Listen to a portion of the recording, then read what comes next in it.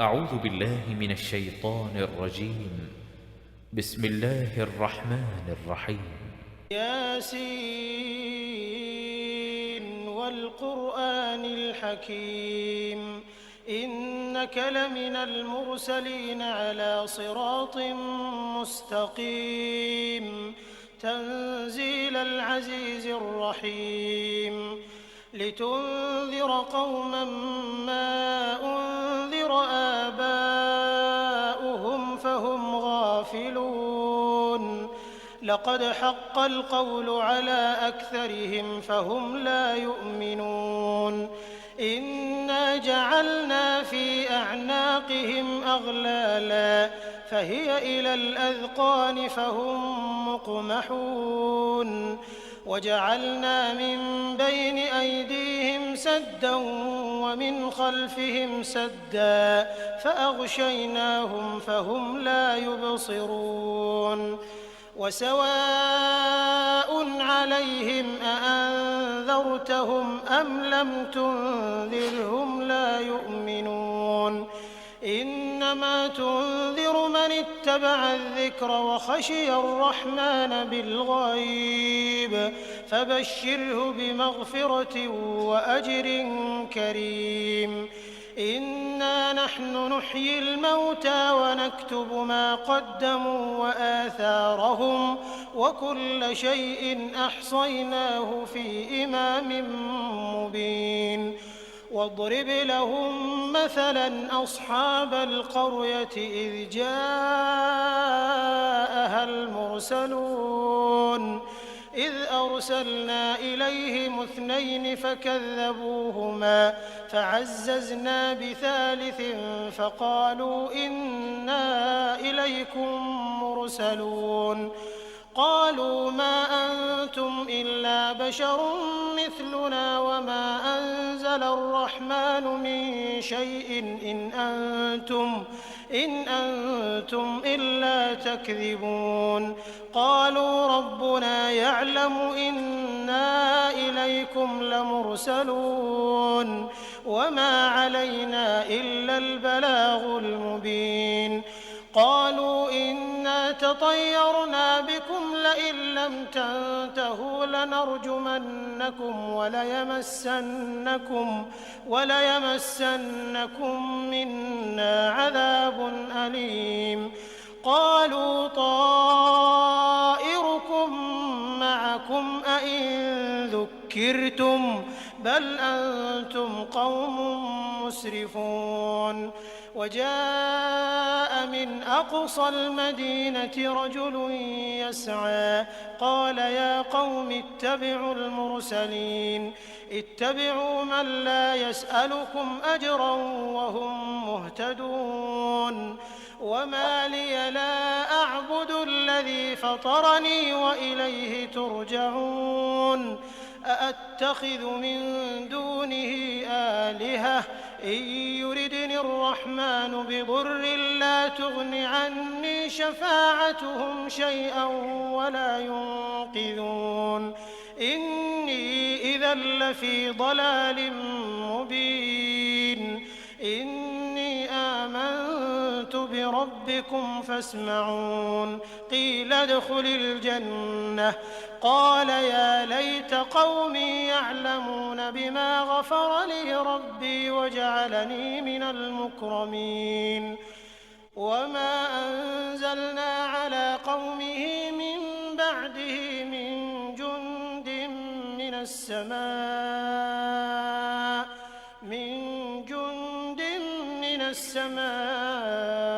وما كنا منزلين إن كانت إلا صيحة واحدة فإذا هم خامدون يا حسرة على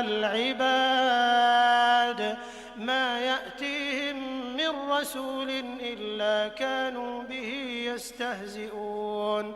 ألم يروا كم أهلكنا قبلهم من القرون أنهم إليهم لا يرجعون وإن كل لما جميع لدينا محضرون وآية لهم الأرض الميتة أحييناها وأخرجنا منها حبا فمنه يأكلون وجعلنا فيها جنات من نخيل وأعناب وفجرنا فيها من العيون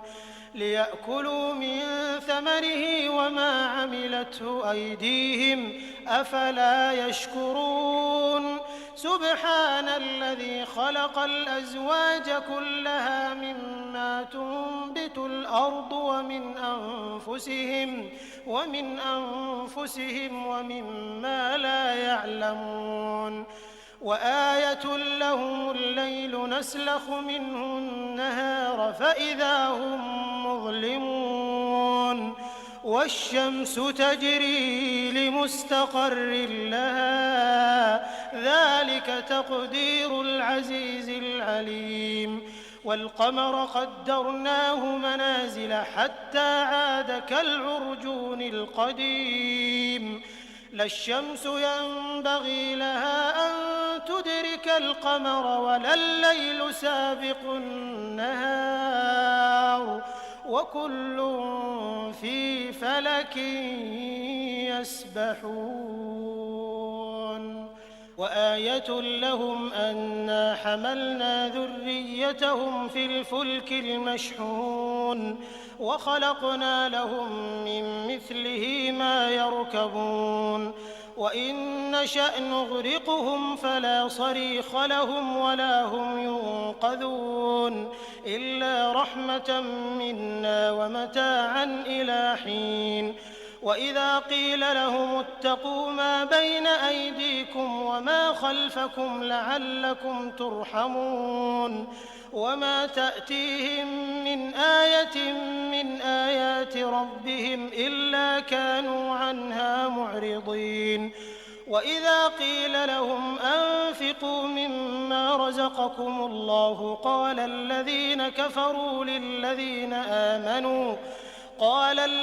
كفروا للذين آمنوا أنطعم من لو يشاء الله أطعمه إن أنتم إلا في ضلال مبين ويقولون متى هذا الوعد إن كنتم صادقين ما ينظرون إلا صيحة واحدة تأخذهم وهم يخصمون فلا يستطيعون توصية ولا إلى أهلهم يرجعون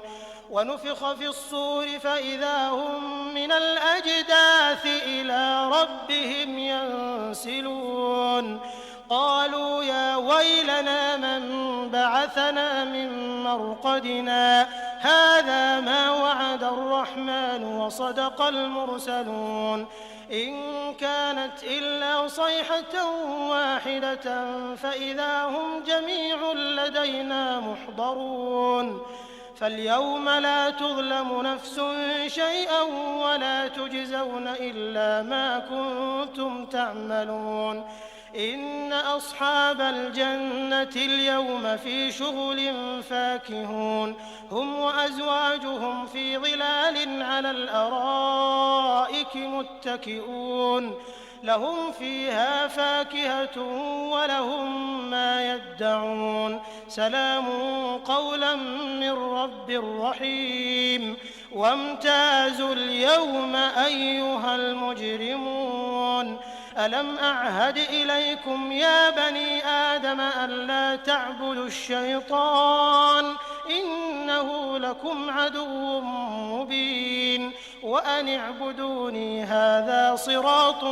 مستقيم ولقد أضل منكم جبلا كثيرا أفلم تكونوا تعقلون هذه جهنم التي كنتم توعدون اصلوها اليوم بما كنتم تكفرون اليوم نختم على أفواههم وتكلمنا أيديهم وتشهد أرجلهم بما كانوا يكسبون ولو نشاء لطمسنا على أعينهم فاستبقوا الصراط فأنى يبصرون ولو نشاء لمسخناهم على مكانتهم فما استطاعوا مضيا ولا يرجعون ومن نعمره ننكسه في الخلق أفلا يعقلون وما علمناه الشعر وما ينبغي له إن هو إلا ذكر وقرآن مبين لينذر من كان حيا ويحق القول على الكافرين أولم يروا أنا خلقنا لهم مما عملت أيدينا أنعاما فهم لها مالكون وذللناها لهم فمنها ركوبهم ومنها يأكلون ولهم فيها منافع ومشارب أفلا يشكرون واتخذوا من دون الله آلهة لعلهم ينصرون لا يستطيعون نصرهم وهم لهم جند محضرون فلا يحزنك قولهم إنا نعلم ما يسرون وما يعلنون أولم ير الإنسان أنا خلقناه من نطفة فإذا هو خصيم مبين وضرب لنا مثلا ونسي خلقه قال من يحيي العظام وهي رميم قل يحييها الذي أنشأها أول مرة وهو بكل خلق عليم الذي جعل لكم من الشجر الأخضر نارا فإذا أنتم منه توقدون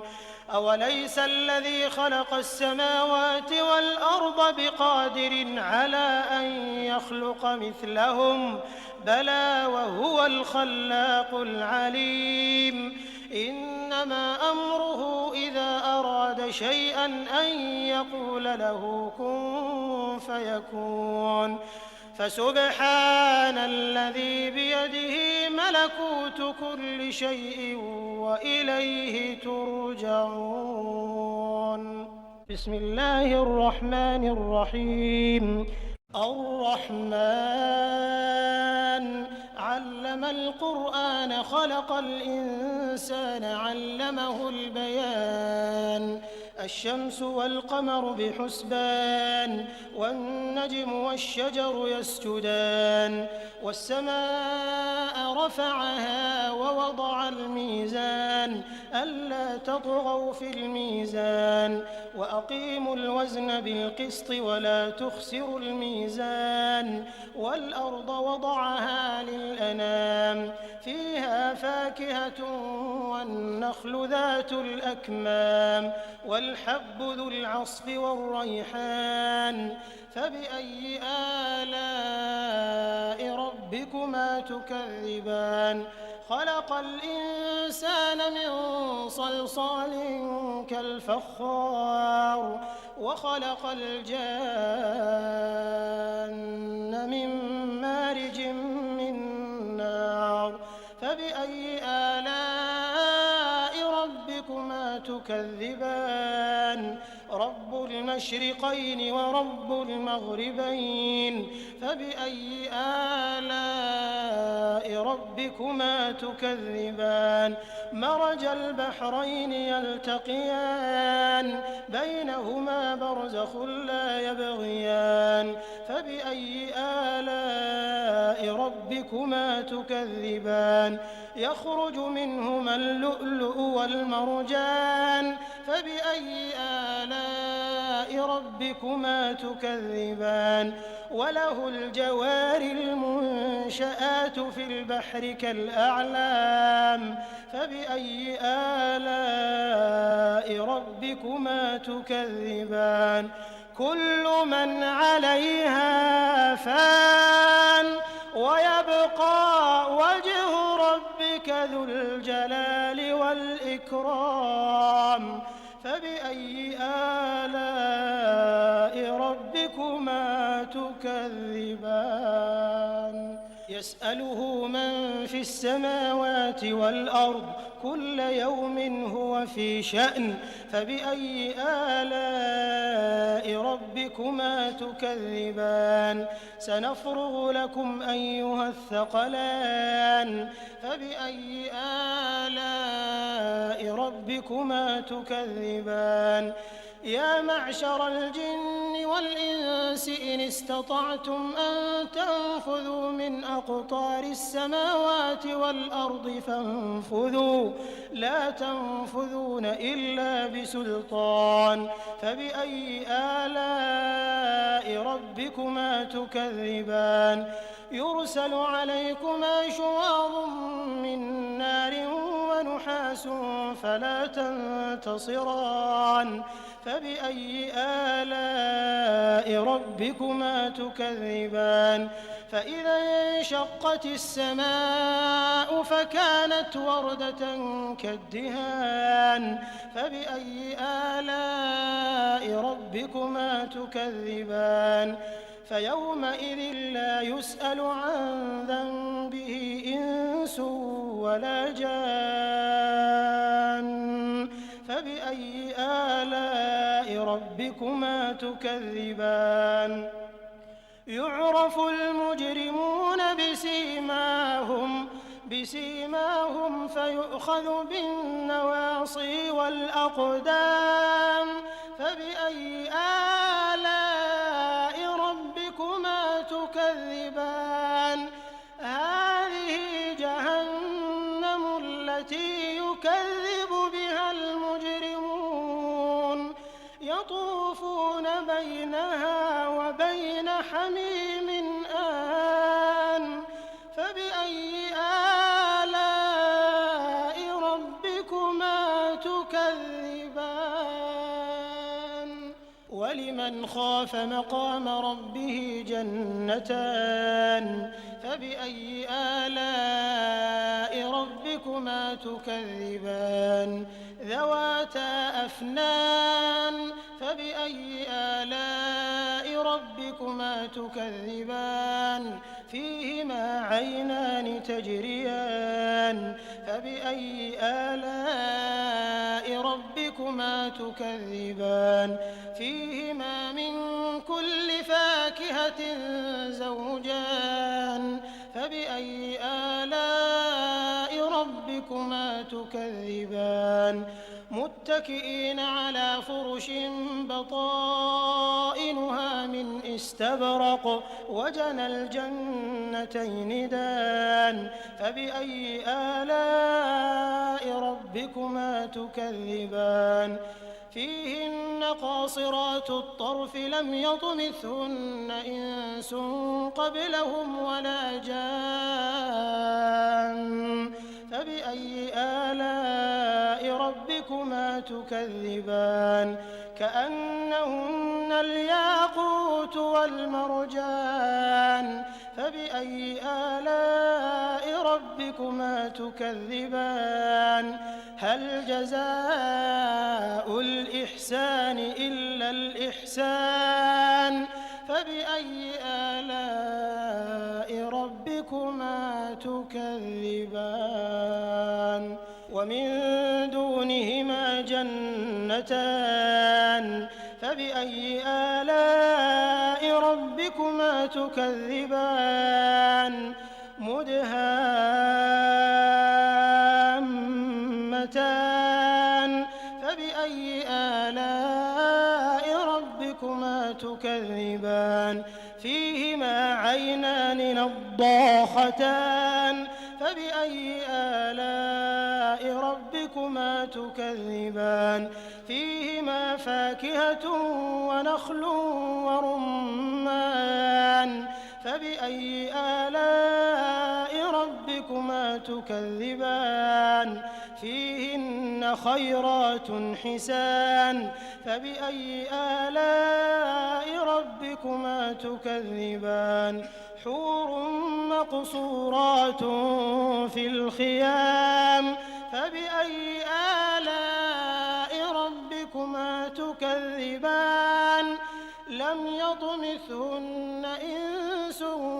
قبلهم ولا جان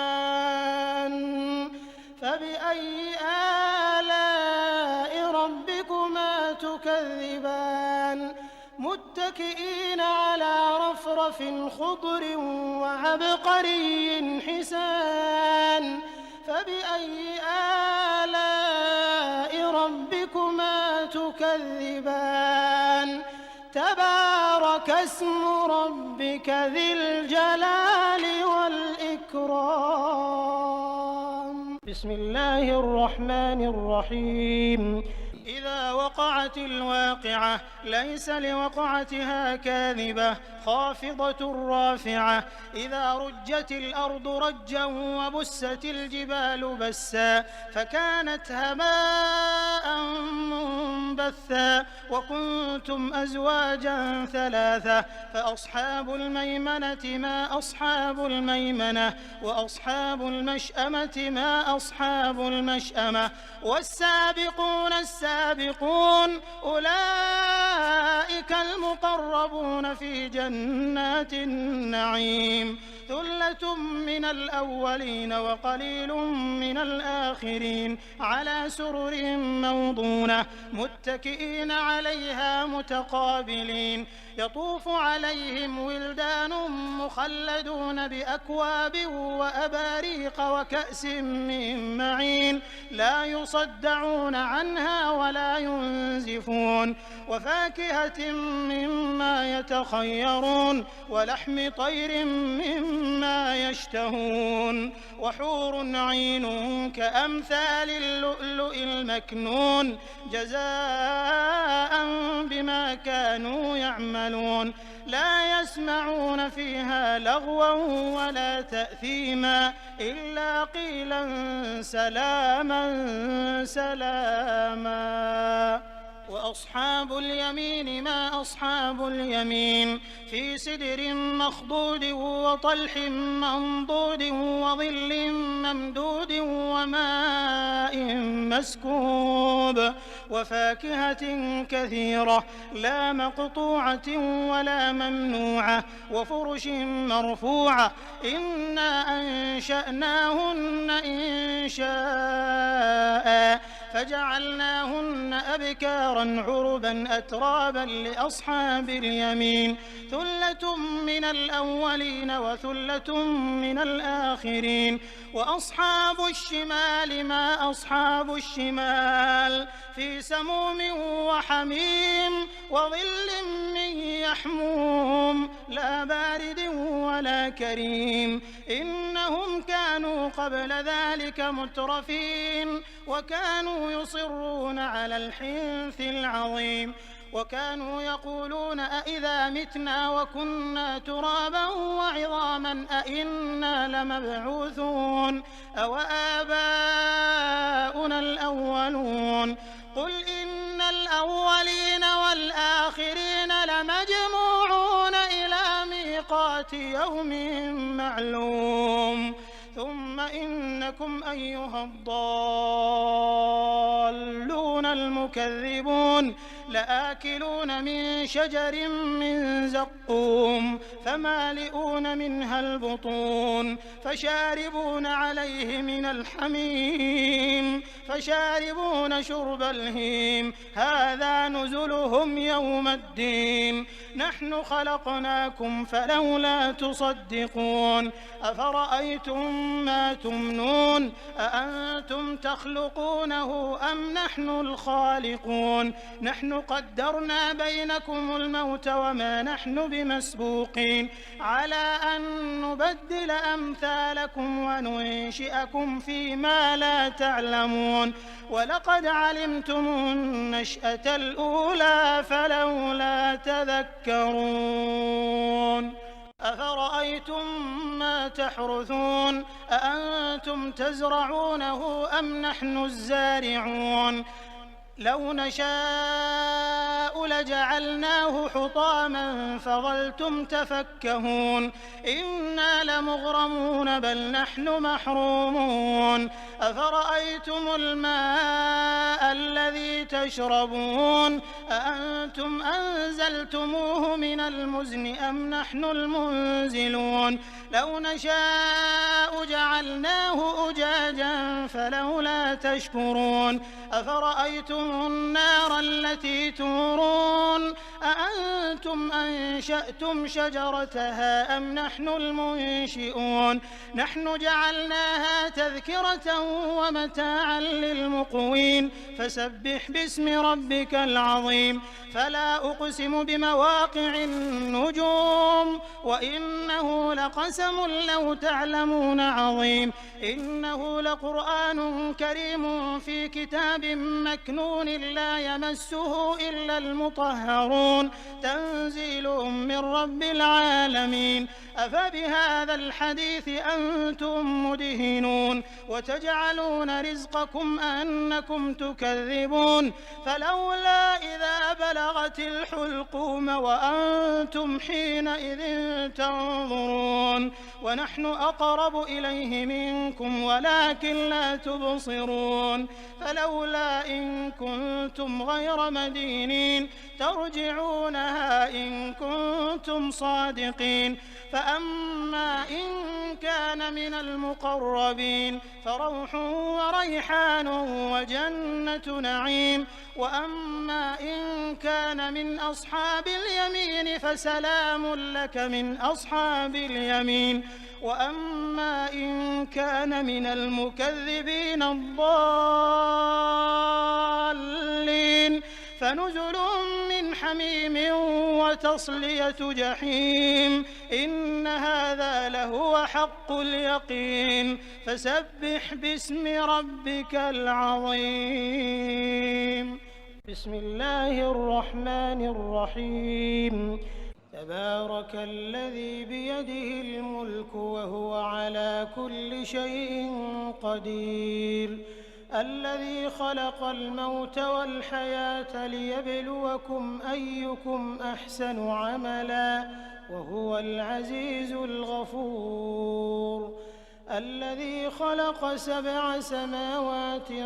طباقا ما ترى في خلق الرحمن من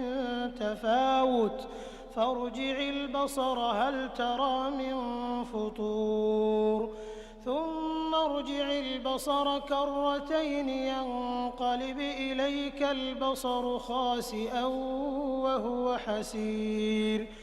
ولقد زينا السماء الدنيا بمصابيح وجعلناها رجوما للشياطين وأعتدنا لهم عذاب السعير وللذين كفروا بربهم عذاب جهنم وبئس المصير إذا ألقوا فيها سمعوا لها شهيقا وهي تفور تكاد تميز من الغيظ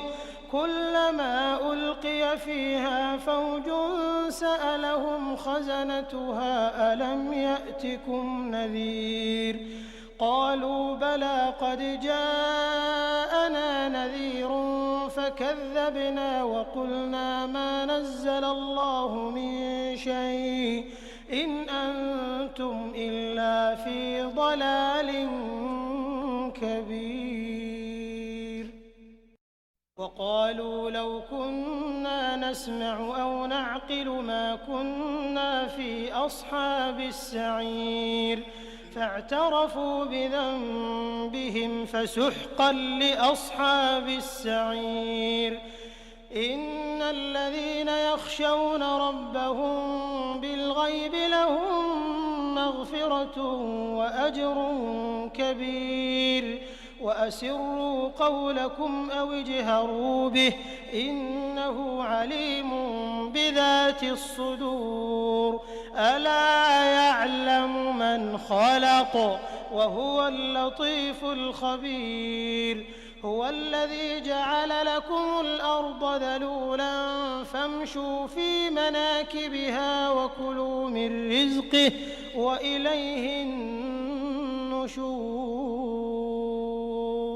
أأمنتم من في السماء أن يخسف بكم الأرض فإذا هي تمور أم أمنتم من في السماء أن يرسل عليكم حاصبا فستعلمون كيف نذير ولقد كذب الذين من قبلهم فكيف كان نكير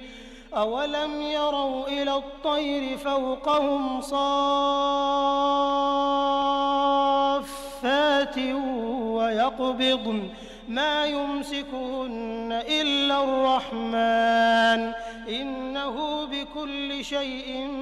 بصير أمن هذا الذي هو جند لكم ينصركم من دون الرحمن إن الكافرون إلا في غرور أمن هذا الذي يرزقكم إن أمسك رزقه بل لجوا في عتو ونفور أفمن يمشي مكبا على وجهه أهدى أمن يمشي سويا على صراط مستقيم قل هو الذي أنشأكم وجعل لكم السمع والأبصار والأفئدة قليلا ما تشكرون قل هو الذي ذرأكم في الأرض وإليه تحشرون ويقولون متى هذا الوعد إن كنتم صادقين قل إنما العلم عند الله وإنما أنا نذير مبين فلما رأوه زلفة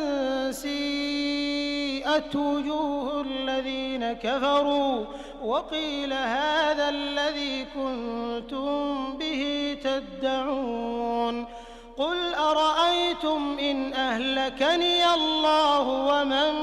معي أو رحمنا فمن يجير الكافرين من عذاب أليم قل هو الرحمن آمنا به وعليه توكلنا فستعلمون من هو في ضلال مبين قل أرأيتم إن أصبح ماؤكم غورا فمن يأتيكم بماء معين. صدق الله العظيم.